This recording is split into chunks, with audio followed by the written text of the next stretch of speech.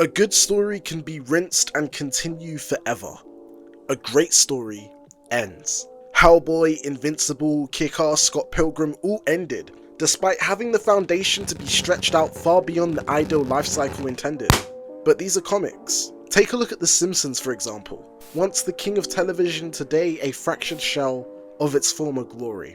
But what if it wasn't? What if things just ended after the 2007 movie? Where would The Simpsons sit today in the throne room of TV sitcoms? Is this the inevitable tug of war between artistic integrity and consumerism? I mean, it's just The Simpsons after all.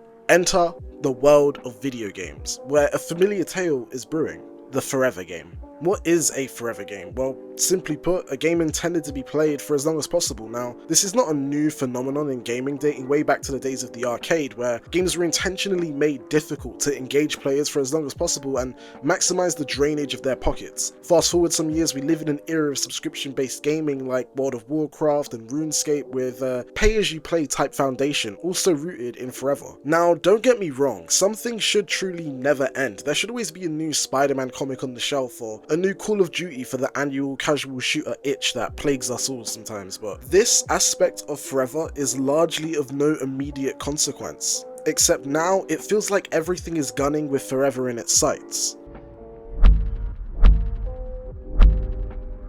I've had a few friends tell me they've lost their passion for gaming, they've grown out of it. All games are the same now, not in a literal sense, but in terms of philosophy. They're no longer fighting for the best experience, now they're fighting for your attention. Who can hold it the longest, who can sink the most of your time, who can feed you the biggest stream of dopamine. And even if forever games aren't to blame directly, their influence and isms are common through lines. Remember when The Witcher 3 was the best game ever and suddenly Assassin's Creed was an open world RPG? How about when Breath of the Wild took the world by storm and suddenly we saw Halo go open world with Infinite? On the surface, this is a good thing. Taking inspiration from beloved titles is the best source of inspiration, but now there's a gap in gaming for many, and if Assassin's Creed and Halo, and maybe even the next Resident Evil are all taking the open world route, who's going to fill the void left for those more traditional, condensed experiences? A linear, single location RE, a dense city to explore AC. These are not forever games, but playing titles like these in quick succession might as well be forever. Every gamer is different, but in my view, after an intense 100-hour RPG experience, the next game I play cannot be yet another intense 100-hour RPG experience. This will drain you and aid in your drive to game running out. What keeps my passion for gaming so much stronger than all my close friends is the level of variety I maintain. If somebody tells you gaming is all the same now, tell them to play something different. Get out of your comfort zone and try something new. Best case scenario, you reignite your passion for gaming.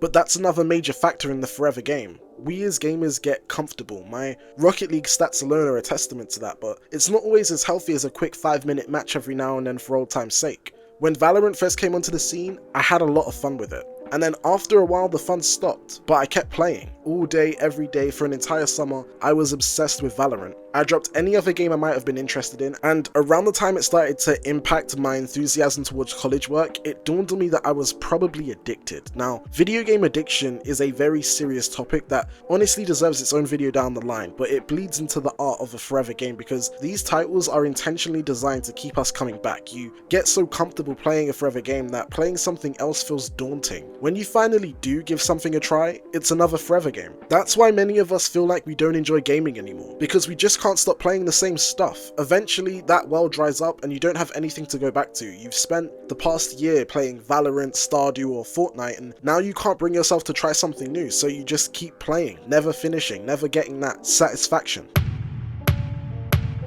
Many gamers know what they like, at least they think they do, but with art sometimes you need to give more than you take. That's to say that you might love rock and roll and it's all you listen to, but have you ever tried country? Did you even give jazz a fair shake? As a hip hop head, the culture behind samples made it so that I was discovering genres of music I never would have even considered listening to otherwise, but that was my gateway. So maybe you love third-person action shooters, and that's your thing. So here's Gears of War, Dead Space 2 and Resident Evil 4, and just like that, you're a horror fan now. But for me, the main distinction between the, for lack of better term, one and done versus the forever game is the point of reflection. That's when the credits finally roll, after you've defeated the final boss and completed your hero's journey. You listen to the endgame music as you take it all in and reminisce the art you've just consumed, the events throughout, the characters you met, every highlight, every triumph, just bouncing around your mind as you realise as it sinks in that the game that you just finished is one you'll never forget. Forever games you don't forget for a different reason. You see, there's no credits or point of reflection with a forever game. Instead, it's just etched into the walls of your mind by repetition. You play the game so much it can't surprise you anymore. The memories of the good times are the only thing you're chasing, and you want the satisfaction of Red Dead 2, you want the depth of Bioshock, the euphoria of Skyrim, but in reality, you're in your 1000th match of Overwatch and they just nerfed your main hero. Speaking of heroes, Harvey Dent said you either die one or live long enough to see yourself become the villain.